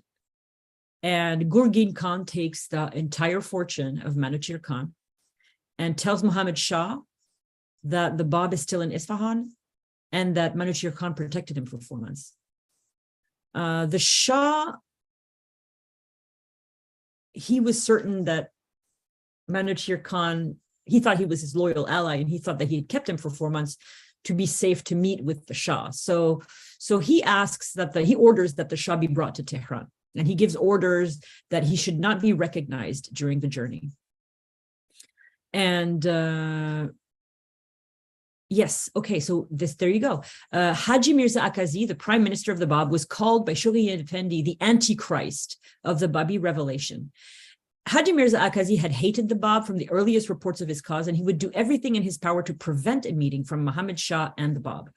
The Bab asked his companion, Sayyid Hussein Yazdi, to ride ahead from Isfahan and wait for him in Kashan. So the first stop on their journey is Kashan. And these are some images of Kashan. Let's see. There are 2 views of the gate of Attar on the photos 1 and 2. 3 and 4 are 2 views of the house of Haji Mirza Jani, where the Bab stayed in Kashan. Photo 5 is the room in which the Bab stayed in Kashan, all from the Dawnbreakers. And so Gurgin Khan followed Muhammad Shah's instructions and entrusted the Bab to the custody of Muhammad Beg-i Charpachi, the chief courier. Muhammad Beg belonged to a sect called Ahl Haq, the people of truth, known as the Ali Walahi, a community well respected for their tolerance, liberalism, and rectitude. The horse-mounted guard were under Muhammad Beg's command, and they were to escort the Bab on their journey north to Tehran, but they would never make it to Tehran. They would make it close to Tehran and then go northwest all the way to Azerbaijan, to Mahku and Chihrik. So the first stop on the way to Tehran was Kashan, where they were met by a Babi merchant, Haji Mirza Jani, who was waiting for them on the Nowruz, 20th of March, 1847. He had been warned of the Bab's arrival by a dream, and Haji Mirza Jani went to kiss the Bab's stirrup, but the Bab welcomed him and spoke almost exactly the words he had heard in his dream. He said, "We are to be your guest for 3 nights. Tomorrow is the day of Nowruz. We shall celebrate it together in your home." I love this story of an early Nowruz. It's like the third Nowruz of the Baha'i dispensation. Nowruz 1847. It's very cool. So a colleague of Muhammad Beg's refused to allow the Bab to stay in Kashan because they had orders he was not to enter any city. But after a long argument, Muhammad Beg said, no, let him. It's fine. He's going to be okay.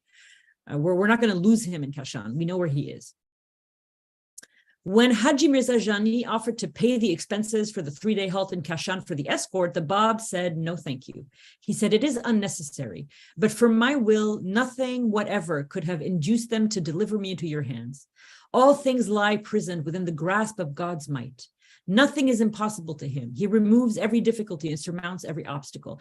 From here on out, whenever the Bab is speaking to people, he is going to be talking about the will of God and his utter confidence and his he's utterly positive and confident, and his confidence only, it doesn't ever disappear, but he does get saddened when he gets news of Sheikh Tabarsi. So that is really going to break his heart in a million pieces. He is going to withdraw for 5 months when he hears about that. So after Kashan, they arrive in Kumrud, and these 3 pictures, okay, so the top one, the first picture is a view of Kumrun showing the Harami Masumi, the holy shrine of Fatimeh. And the third picture is the village of Kumrud, and they're also from the Dawnbreakers. When they arrived at Kum, they couldn't get into the city. They had been ordered not to stop in large cities. So they went to a village called Kumrud, which is near Kum. And the entire population of Kumrud was the same population as the Aliulahi, as Muhammad Beg, that sect that's really, they had a lot of integrity and very honest. And they were, the Bab was extremely touched by how spontaneous and warm their welcome was to him. And then after leaving their pleasant company, the Bab cheered the town folks with assurances of his love and appreciations and prayed for blessings from God on their behalf. And so from March to April 1847, the Bab is going to pass relatively peaceful days. I mean, it's not like Isfahan, because in Isfahan, he was so safe inside the house of Manuchir Khan. Here, the days are peaceful, but he is with an armed guard, escort, so really it's not the same as Isfahan, even though they are 20 peaceful days. So Haji Mirza Akazi had sent instructions ahead of their arrival that Muhammad Beg had to stay in Kulain and not go all the way to Tehran. This is where you know that Haji Mirza Akazi is not letting Muhammad Shah deal with things. He is going behind Muhammad Shah's back and making decisions about the Bab without talking to the Shah. In Kulain, there was no suitable house for the Bab. So Muhammad Beg ordered a tent pitched for him outside the village in a beautiful spot inside an orchard. And it was in this wonderful idyllic surroundings of nature and trees with a running brook and lush vegetation that the Bab spent 20 days. And Babis too started coming.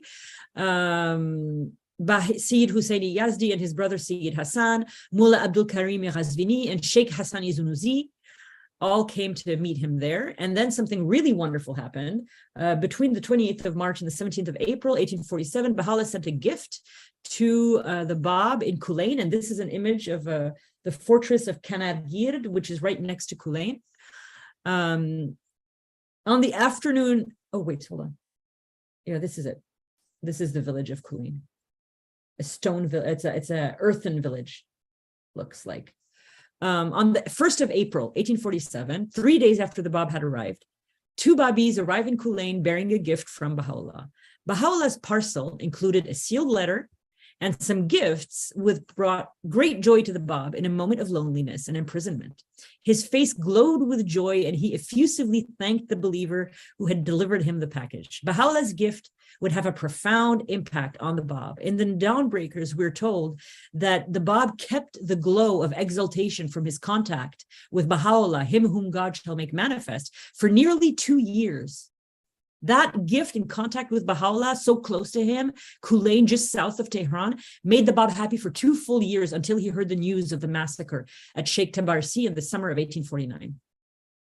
And then the Bab vanished, disappeared from his tent. Muhammad Beg refused to panic, and he calmed his troops down and said he would never desert them, that they would find him. And then finally, Muhammad Beg, followed by the Babis and his troops, started walking in the direction of Tehran. And they covered a few kilometers, about a mile, when they saw in the dim light of the early dawn, the figure of the Bab walking from the direction of Tehran back. The Bab's countenance had completely changed. He exuded incredible serenity. His face was radiant. And when he arrived, he asked Muhammad Beg, "Did you believe me to have escaped?" Overwhelmed by the power in the Bab's words, Muhammad Beg threw himself at his feet and cried out, "Far be it from me to entertain such thoughts." So then the Bab requests a meeting with the Shah. And this is not the Shah. This is the puppet master to the Shah. This is the Grand Vizier, the Prime Minister, Haji Mirza Akazi, the Antichrist of the Babi dispensation. When the Bab had been in Kulain for 3 weeks, this was starting to get to be a long time. I mean, it's almost a month. And after all, he is a manifestation of God. So he writes a tablet to Muhammad Shah asking for a meeting and describing in detail the cruelty of Hussein Khan, the governor of Fars, and the kindness of Manuchir Khan. The Bab's letter arrives as 2 major events are preoccupying Muhammad Shah. There are 2 events that are like really disturbing him, despite his entire country being in shambles. One is there's a menace of rebellion in Khorasan. And 2, he was about to leave Tehran for the countryside, because that's what Shahs do.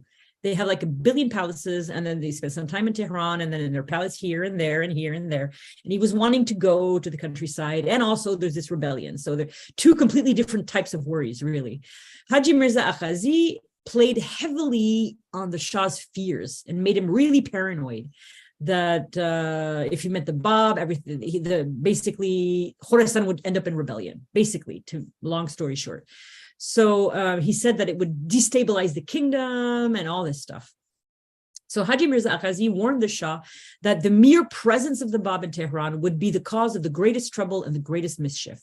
In the end, he said the wisest course of action was to send the Bab to Maku, all the way at the northwestern end of the kingdom. I mean, as far as you could possibly get from Tehran and still be in Iran. and wait until the Shah had returned to the capital before calling him back. He had no plans of calling him back. He just wanted to get him as far away as possible. So after the 17th of April, 1847, the Bab really is in a situation of perpetual imprisonment.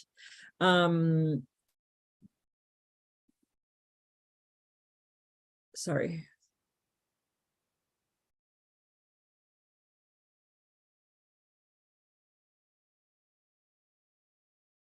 I'm sorry, I just need to drink a little bit.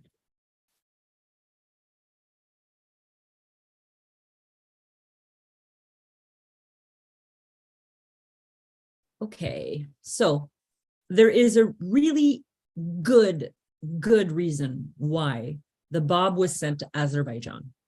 One, it's really, really far from Tehran, like I said, and still in the continent of Iran. That's one advantage for them. The second advantage is that the Bab has had a lot of success in normal Iran, like Isfahan, Shiraz, where everybody's like a Muslim, because he is so good, you know, with these Muslim proofs and these Muslim commentaries, he makes them fall in love with him, and the wow opens veils of meaning. So they're sending him to a place that's Sunni, not Shia. So they're sending him to a very culturally unfamiliar place for the Bab, who has never been to Sunni, because when he went to the Atabat is Shia, you know, so he was always in contact with Shia people, not Sunni. And the third reason is because the people there spoke Turkish, because it's very close to the Ottoman Empire, and they don't speak Persian. So they think, okay, it's really far, it's really unfamiliar, and they're not of the same religion. His faith is going to die there, a very slow, forgettable death. And he's going to be silenced. He's going to be isolated. He's going to be alienated. And they have absolutely no idea how, when the enemies of the faith, especially someone called the Antichrist of the Babi dispensation, makes a plan like this, how everything is going to turn against him, and the faith is going to grow in those places so much more than it grew in Esfahan. And people are going to pray every day, waiting for the Bab to show up from Maku. All of their plans are going to be just totally destroyed, because the Bab is the Bab. So now we have something exciting in the terms of the revelation of the Bab. This is now the third and final stage of the revelation of the Bab. The first revelation, the first period of revelation until he leaves Shiraz forever, is the interpretive stage, where he interprets the Quran. The second, where he starts revealing in Farsi, is the philosophical stage, which is really, it covers Esfahan, really. The third stage is legislative, and this covers Mahku and Chirik. It covers the Persian Bayan, the Arabic Bayan, the Book of Names, and the will and testament of the spiritual will and testament of the Bab. So this is the last stage. This is basically the entire stage is the Bab's will and testament, because it comprises the two Bayans, and it's going to last until his execution. So, okay, let's be done for today. So I have a question for you. Yeah, sorry. Next time, this is a really good place to stop, because next time we're going to do Maku and Chirik, the examination of the Bab at Tabriz, and his martyrdom. So I think that this is good. So I have a question for you. And this is about fatwas, which we started off in the beginning. Oh, but God. I want to go back to the beginning. I don't know anything about fatwas. I didn't even know what a fatwa was. I just wrote the word. So don't. Well, that's exactly what I want to ask. Just as a recap, people still issue fatwas today, right? There was a fatwa against the author of the Quranic verses. What's his name? He's so well known. The Persian. Salman Rushdie. There you go. Salman Rushdie. Yeah. He wrote the satanic verses. Yeah. Great. So in short, yeah, they're still issued today. It's a thing, and it hasn't gone away. It's been around. Just a question: are we able to understand that in places around the world, fatwas operate almost the same way that they did in the time of the Bab? God, I hate it when questions embarrass my ignorance. Okay, so fatwas. What are fatwas? A fatwa is a legal ruling on a point of Islamic law. Islamic law is called Sharia. And it's given by an Islamic jurist who has to be qualified. And the title of this qualified jurist is faqih, in response to a question posed by a private individual, judge, or government. A jurist issuing fatwas is called a mufti, and the act of issuing the fatwas is called ifta. Fatwas have played an important role throughout Islamic history and taken on new forms in the modern era. So, terminology. The word fatwa means youth, newness, clarification, explanation. So that doesn't help. Pre-modern Islam. Let's see, 19th century. Role of fatwas. The role of fatwas, there's three roles in the classical Muslim legal system for fatwas. One, to manage information about Islam by providing legal advice to Muslim populations, as well as counseling them in matters of ritual and ethics. So, two, to advise courts of law on finer points of law, queries from judges. And three, to elaborate substantive Islamic law, particularly through a genre of legal literature. Okay, so none of this says anything about killing the Bab. I don't understand. If fatwas are all administrative, it's not, if fatwa is non-binding, fatwa deals with rituals, evaluates rival claims, prominent jurists. I don't get it. Fatwas sound nice. Clearly how fatwas may appear in the context of how they should be addressed were not necessarily done the way that they should be addressed. And these people engaging in actions were also acting contrary to the laws of Islam when they were acting against the Bab. I guess the fatwa against Salman Rushdie is something else, right? Because Salman Rushdie just wrote a book and they hated his book and they wrote a fatwa like he's a bad guy, kind of. But the fatwa against the Bab, I would think that in terms of the legality of Islam, what they are doing is actually saying that he's an apostate.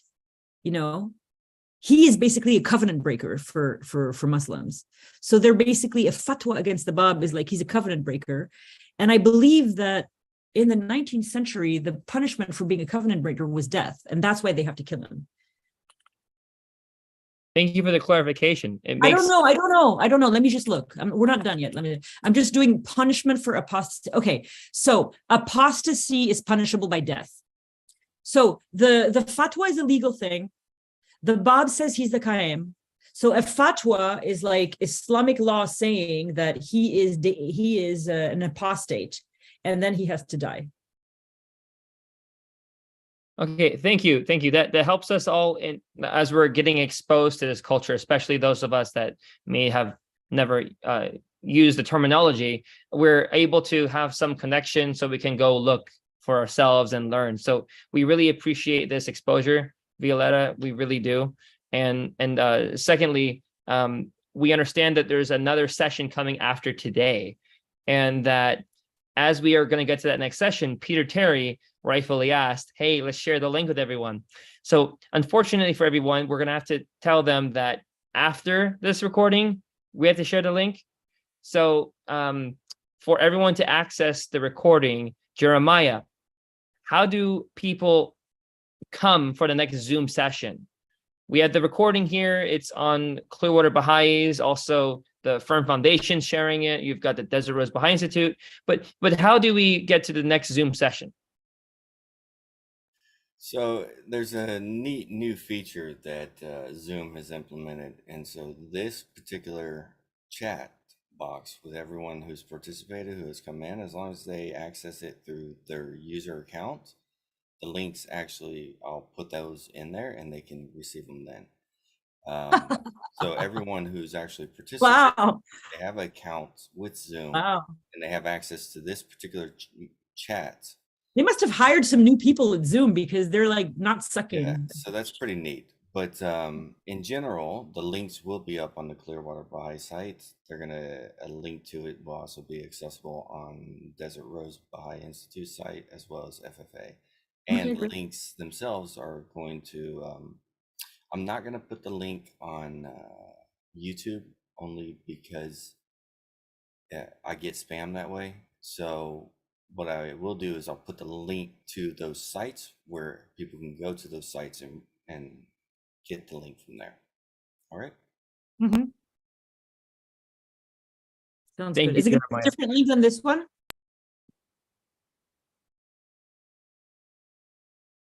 Violetta, can you ask the question again? I'm sorry, we had a Is it thing. going to be a different link than this one? I can't Is send it- the link right now. I have to close this session. Once the session is closed, then I can add the link in the chat group, in the group chat. Okay, so we're not reusing the same Zoom link we've been using for the last 5 days. We might, if I can actually do that, but as of right now, this is the end of the. Okay, sounds good. So if I can add more sessions. Usually you can add more times Yeah. and dates. But is it going to be at the same time? Yes. Good. What will the next day be? We We're Oh, all yeah. creatures of habit. We're all creatures of habit here. We like- I'm so bad. And it starts on Tuesday, August 1, right? yeah. Okay. Right. Okay. Tuesday, August 1 at 1 p.m. Eastern Daylight Time, and whatever time that means on your part of the globe. Exactly. Great. Well, thank you Yeah, so so much. I'm going to put my email in the chat in case people have questions after or longer questions or whatever. Thank you, Violetta. So for all of you, just reading it out loud.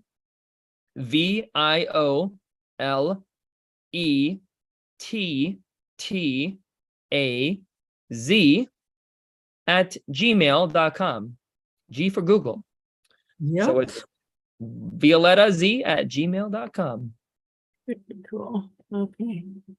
So are there any last questions people have before we close out for tonight, this afternoon? Yeah, we're not going to see each other until like not Saturday, Sunday, Monday, 3 days. Wow, that's going to be weird. I'm used to you guys. Not seeing you for 3 days is going to be hard. Well, it's July 21, so we got like a whole week away for this turning point. But Oh my gosh, that's true. It's not 3 days, it's the whole week. yeah, my yeah. goodness. So it's gonna be like a little bit over a week. It's gonna be like 10 or 9 Oh, days. you're going to forget everything. Also, how come so long? Why not? I thought it was next week. I don't No. know. I don't know. All August these other 1. people do their own things. Like everybody other than me, They have a get to life? do their course. No, they get to do their course in a block. I'm the only presenter that gets to separate my blocks with a week. I get 1 day here, 1 day there. I don't know why. That's not fair. I protest. Hey, Peter. Oh, he left. Peter, are you here, Peter? Peter Terry. Not cool. He was here earlier, but Yeah, Peter Terry must have a reason. But on the other point, we do have Violetta visiting the property at Fern Foundation, right? What? You're giving in-person class? What? No. No? Money. Peter. Okay, we gotta go to Jeremiah here. We gotta invite Oh, Violetta. we have had 2 terrible years and we don't have any money to travel to America. We walked all the way to France. I'm just kidding. I was like, whoa. I think No, I'm serious. COVID before and after, man. It's very hard to travel. I've been wanting to come to the US for years and I can't. It's just too expensive. Realize the planet is really big and I'm on the complete other side as you guys. There's 9 time zones difference. So it's far. It's very far. But the first place I'm going to go is Clearwater when I come to the US in like 10 years. We'll be happy to have you tomorrow. Okay. Alita will be 10. She'll be driving. I wanted to say that maybe they gave us that 1 week to go over these sessions and there you then go. get it really Sure, ready. that's what Peter was That's a saying. great idea. I agree. Yeah, because no, I Thank guess you I so guess- much. No, I guess it's good too, because I have a kind of an intense, I'm very intense and I give a lot of information out and a lot of new information too. You know, like I read, I think 236 books and articles to write this chronology. Well, and So- you know, the Bob Everything I can is like, find. the Bob is like flying through the air. I mean, you know, you're going like a peregrine falcon, the fastest bird on earth. And you're just flying through all the information because it just comes. Yeah, well, I'm reading, I have a script. I months and months ago, I did a talk and I didn't have notes and I made a lot of mistakes and I swore to Baha'u'llah I would never do that again. So now I read notes. I have a script because, everybody has teleprompters. I should have a teleprompter because what I'm saying is very, as I'm talking about the covenant. See that this is, I'll leave you with this because I don't think that I told you this yesterday. So I'm just leaving you with this idea. The reason why I do Baha'i history strictly, I am extremely, how would you say? I'm a very fanatical person. I have 2 TV series that I like, and that's all I like. And I only like to give talks on Baha'i history. That's all I like. And the reason that I do that is because Baha'i history is about 2 things. It's about the person and the writings or the revelation of the central figures of the faith. So you have the Bab, you have Baha'u'llah, you have Abdul Baha, who each have their own chronology that I've written. Then you have the Shoghi Effendi, who I have not yet done, and I don't know if I will. But when you were talking about the people, them as people, you're talking about them as manifestations of God or centers of the covenant, because all 4 were centers of the covenant when this covenant passed from one to the other, right? And then it passed to the House of Justice. You are speaking about things that are transformative because they can transform your life, because you're not talking about the French Revolution or the American Revolution. You're talking about this entire 8-10-hour course this week is not about the Bab. It's about God's lesser covenant of the manifestation with mankind and God's greater covenant of his manifestation with him. So all my talks, even if they're about Martha Root, even if they're about, like they're going to be this weekend, I'm giving a talk about Hippolyte Dreyfus, the first French Baha'i with Clearwater. And in September, I'm going to be talking about Haji Mirza Haidar Ali. And in October, I'm going to be talking about Thornton Chase. All of these talks are about the covenant, because you're talking about disciples of Abdul Baha or apostles of Baha'u'llah, and you're talking about them being transformed by the holy writings, and being transformed by who? By Baha'u'llah, by the Bab, by Abdul Baha, by Shoghi Effendi. If you come to the talk on Sunday on Hippolyte Dreyfus, you are going to see, listen, I'm going to tell you something that I just discovered today about Hippolyte Dreyfus. You know that the disciples of Abdul Baha and the apostles of Baha'u'llah, they did not exist until the Guardian mentioned them. And do you know how the Guardian mentioned these disciples and apostles? He did not. He put a page in the Baha'i World, Volume 3, and he said, the 19 apostles of Baha'u'llah, and he put them all in beautiful little round things. And then like 100 pages later, he put the 19 disciples of Abdul Baha, and he put 19 pictures of men and women, all Western. And the apostles of Baha'u'llah are all Eastern, and the disciples of Abdul Baha are all Western. And every single disciple is defined by, he was a great teacher of the cause, he was a great defender of the cause, she was an indefatigable teacher of the cause, he was a first American Baha'i, she was the first woman who brought the faith to blah, blah, blah. And Hippolyte Dreyfus did not get 1 characteristic, he got 3.